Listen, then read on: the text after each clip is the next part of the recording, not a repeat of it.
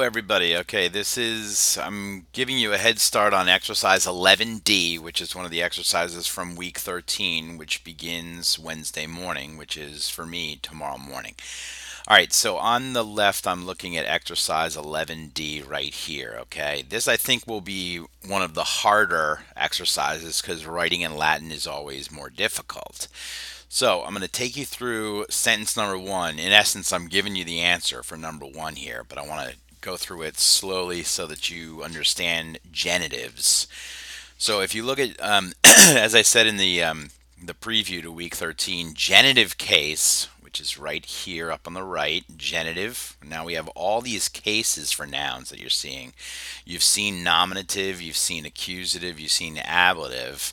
You haven't seen dative, and that'll be covered later. But genitive is right here. This is the new case for this week. So this is to express possession.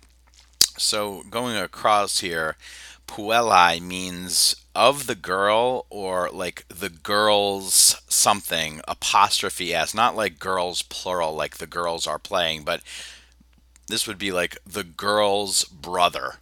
Uh, frater puelli, brother of the girl. This would be of the slave or slave apostrophe s in English, of the boy or boys, boy apostrophe s, of the field or field apostrophe s, and the same for father and voice, like of the father, of the voice, or the father's something and the voice's something, right? Like the loudness of the voice or the voice's loudness, etc. So those are the singular genitives right across here, and then these are plural genitives. So this means like of the girls, right? The mother of the girls, or the master of the slaves, or the father of the boys, or the farmer of the fields, maybe.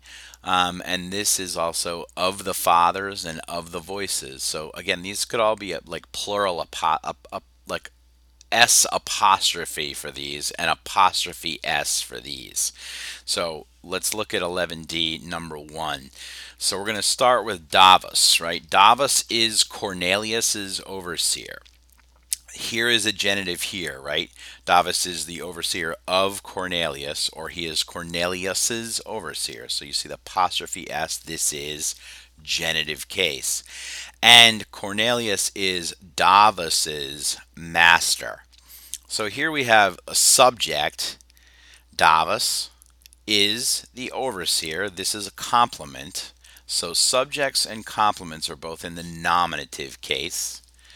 So we're going to see things happening over here in this line for subjects and complements. But genitives, like Cornelius's and Davos's, will be expressed along this line here, or possibly plurals down here. So let's start with Davos. Davos is Cornelius's overseer. Davos, he's the subject. Est, and then overseer, the word for overseer is vilicus. And now we have to say of Cornelius or Cornelius's, right? So here, Cornelius is a second declension noun, just like servus. Notice the similar ending there, like Cornelius, servus.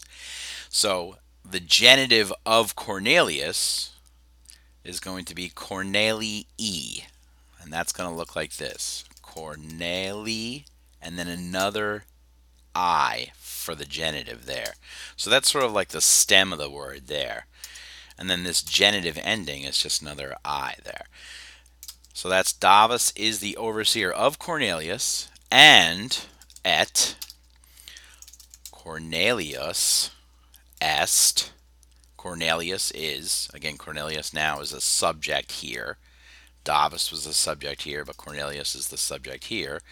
So Cornelius est, and he is the master, dominus.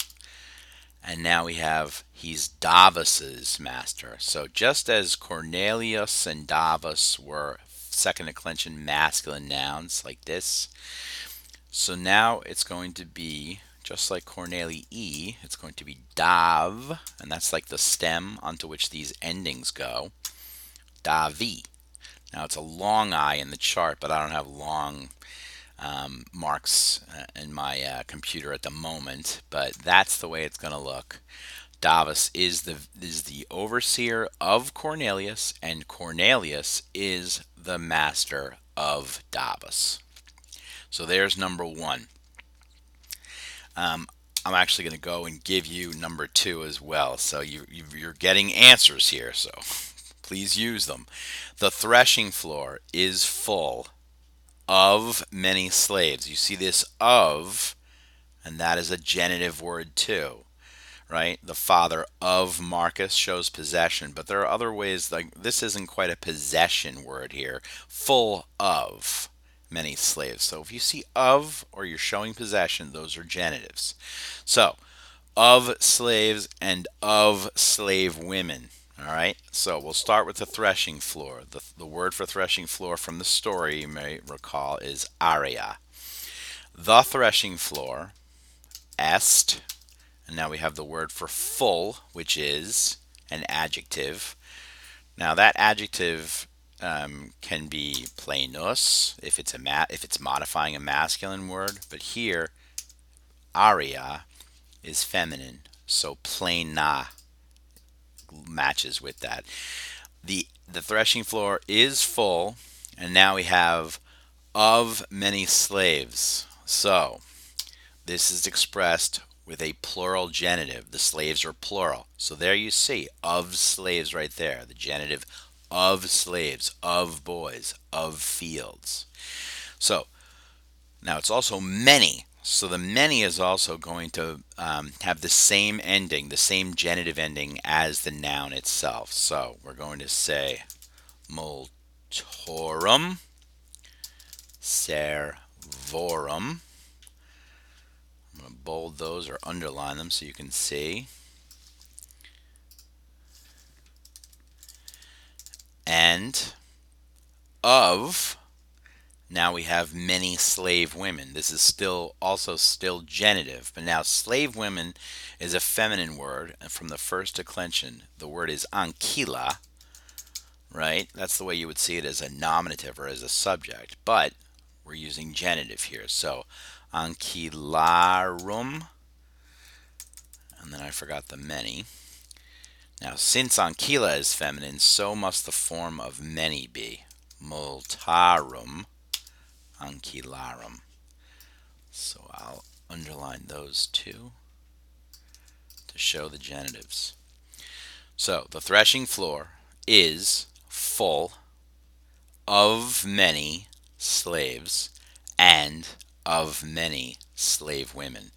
Genitive, genitive, genitive, genitive. And here, the genitive is shown here